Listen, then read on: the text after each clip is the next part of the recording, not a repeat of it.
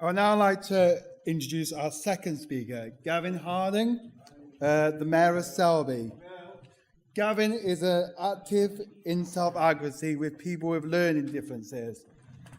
He has been awarded an MBE for all his efforts and has recently joined NHS England's Better Care team. Please welcome Gavin Harding.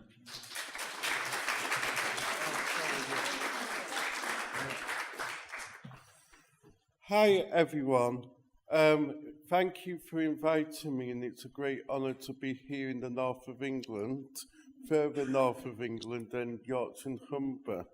So I won't mention Newcastle or Sunderland football clubs because I know that causes rows here. Yeah, I've been on a journey that's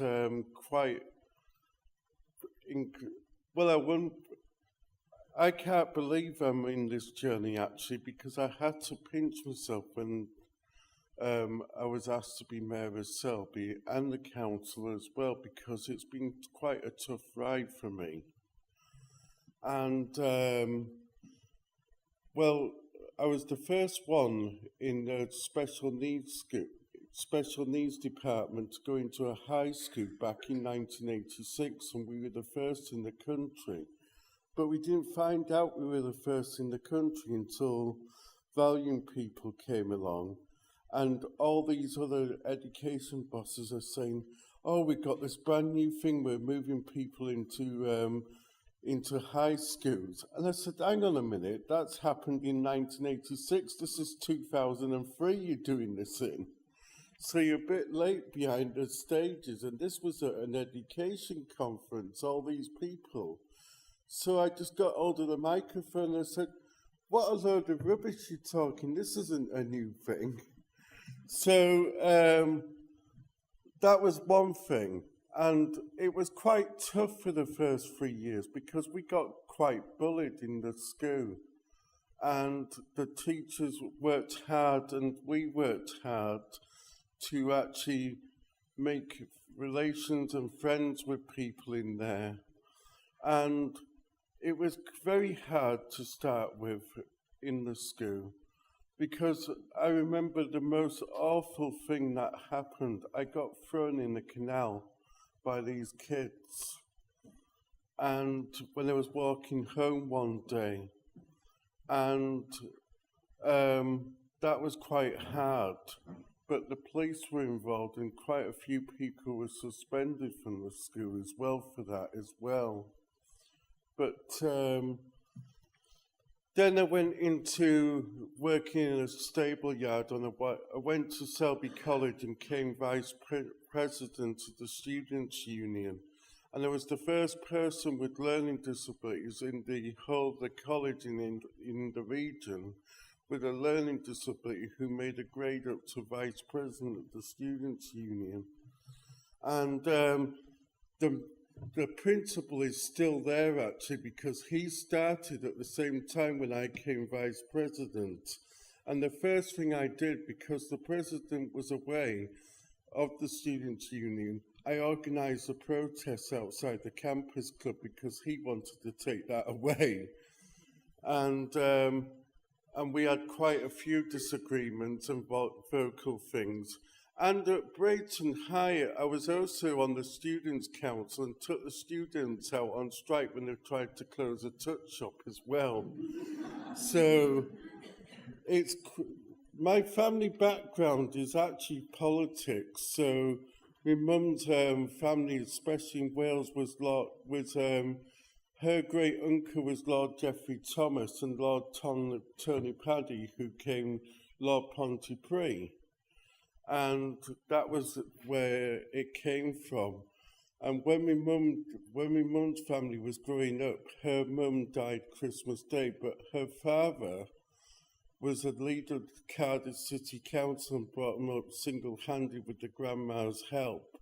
And what he used to do, he used to invite my mum's boyfriend or brothers and sisters' boyfriends or girlfriends over. And when he met the family, he used to test them out and say, what do you think of Harold Wilson, to get their politics? And if they were Conservative, he said, absolutely no way you're marrying them.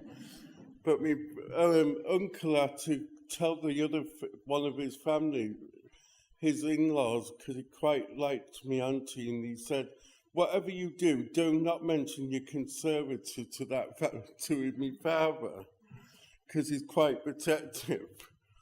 And what happened was, back in 1997, I was involved in a relationship and unfortunately lost a baby when she was about 4 months old and pregnant into that stage. And by 1999, I went into an assessment and treatment unit because I got falsely accused of arson by the police and put in a secure unit for 2 years. And then I came out and was in and out of assessment and treatment units for quite a while. And what happened, I went into youth work when I came out and did some more of that, because I did that when I was at college as well. And then I moved back to Selby from the Easing World because I lived out of Selby for a while, and came back and got involved in the Labour Party, and because I was vocal around the town setting up self-advocacy groups, I got involved in York People First in 2003 and just went there a couple of days a week and then came their chair. And I wanted to go back to Selby by 2005, around that time, and wanted to go back to the town where I came from, where my family was and friends and people. And I got actually involved in the Labour Party. And what happened was they asked me to be councillor because I was highlighting. Before I was councillor, I set up a self-advocacy group, and I was in the paper highlighting about the disabled access, fighting for changing places, toilets, did a presentation in front of the council. And during that time, I came on the regional forum of the National Forum for People with Learning Difficulties, and I came the Yorkshire and Humber rep. And I was that vocal from the start of the meeting because I started challenging the National Forum. I said, why are you discussing old-fashioned issues when we've got all these new issues coming in? And I really challenged them and made them think, and it was challenging from the floor. And eventually I got made vice chair of the National Forum. And then I went up to co-chair. And when I came co-chair, Winterbourne View was shown on the panorama the night before. And I also came councillor in that year when I was co-chair with 590 votes. And I came the first councillor with learning disabilities in the whole of the country. And also, when we were co-chair, I was on the programme board, and I actually said to Paul Burstow, this is what's happened. And I actually wrote a report, and I actually requested from Bristol Council, does everybody know about Winterbourne View? Yep. Well, I actually requested from Bristol Council the regional planning application about how the place was built in an industrial park, and the minister was quite impressed that I got hold of this, and so was the department. And because I've been analysing the programme all night when we were at the forum, because we all watched it as a forum, I wrote a sceptical report what I thought was going wrong. And it was staff who didn't know how to create activities, weren't trained properly, and things like that. And it was very similar to Margaret Fing's report. And when Norman Lamb took over, he asked me to become his co-chair of the Transforming Care Board. And that was to challenge departments like NHS England, challenge the Department of Health, And during that time, we actually challenged NHS England to start creating people jobs with an organisation down in Leeds called Change. And what we did, they actually started employing people this year. And I applied for one of those jobs, and I was the first one to be employed in NHS England with learning disabilities, and I'm the learning disability advisor. But last year, I got awarded I was a bit shocked when this official letter came through, saying about, we've recognised your services to people with learning disabilities, and we're going to make you an MBE honour. And I said to my dad, I've just got this letter, I'm not supposed to tell anybody, but I want to turn it down. He said, don't. He said, just do it on behalf of people with learning disabilities and tell the government where to stick it. Because he said you can have power on it. So that's what we did. And then I was asked to be deputy mayor, and I had to tell him 2 weeks before it all came out that I was being offered this MBE. And so they could prepare the press, and that's what happened. I became deputy mayor and then mayor. And being mayor of the town is quite interesting because everybody's totally accepted it, but they're actually a learning disability group who runs a group on a Monday evening was absolutely totally against me coming mayor with learning disabilities, would you believe? And that you wouldn't expect that, and that's the last one you expect.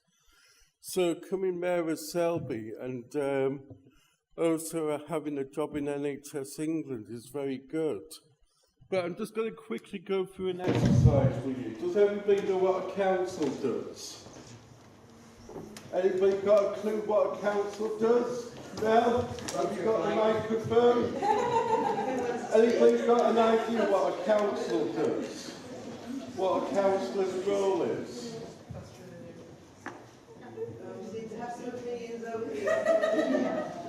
Go on. Anybody got an idea what a councillor does? The council actually robs you blind. They've been doing that to me for years.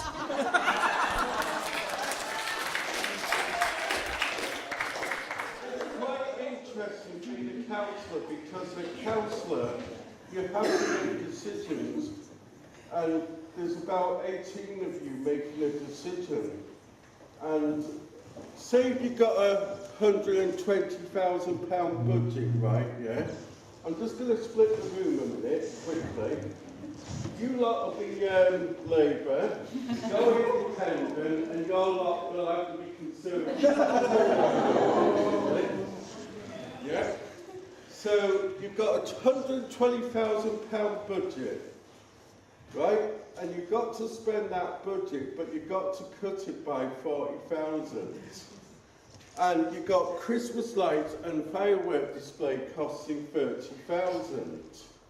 Yeah? But you're also supplying disabled toilets around the town. These disabled toilets have got problems and they're costing about 40,000 to keep.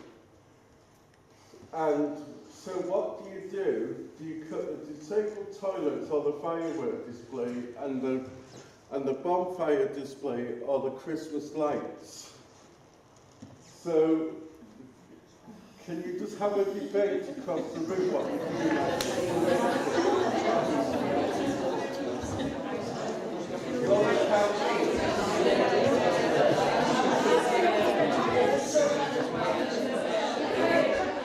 Hello. I say cut the lights and keep the disabled toilets. Well, the public are arguing and saying they want the Christmas lights for the traders. So how would you get the money for the Christmas lights? Anybody on this side? What you've got to bear in mind as well is if you have the Christmas lights and the bonfires and all the rest of it, that brings people into the town, and therefore that generates the economy and helps to bring money into the town. And that's why the traders will want these events. I'm not saying you should do that, I'm just saying that's a point of view. Anything outside? I was thinking, to raise money, you can do like a sponsored event or something to get money for the toilets instead of doing, well, for the Christmas lights, yeah. We could like do like a sponsored thing, like, I don't know, cake stalls or something like that, just to raise money. Yeah. Anyone who wants anything on that side? Yeah. Well, I think you should get the traders to pay for the Christmas lights, and then you could save the disabled toilets, or as my colleague says, make all toilets accessible for the disabled, and then you wouldn't have to worry about it. Yeah. Well done. Just one more, and that's it, and I'll do the quick thing now. And then we'll just take a quick vote. Okay? Sorry, I wasn't sure what the question was. My view? Well, certainly, I mean, I think what most councils would do is probably trim a little bit off every budget and try to keep everything going, but to a lesser degree, you know, because they tend to take the line of least resistance. But I think I would agree with the previous speaker that, you know, the traders that are benefiting from the lights should certainly contribute towards the lights. And certainly, you know, the local authority should maintain proper public conveniences, including those for the disabled. Okay, so we'll just take a quick vote. Does everybody vote that the traders should contribute to the lights, or do we save the disabled toilets? We'll take the first vote, the one that the traders should contribute to the Christmas lights. That's a majority. Well done. Thank you. Ladies and gentlemen. Anybody wants any questions? There will be around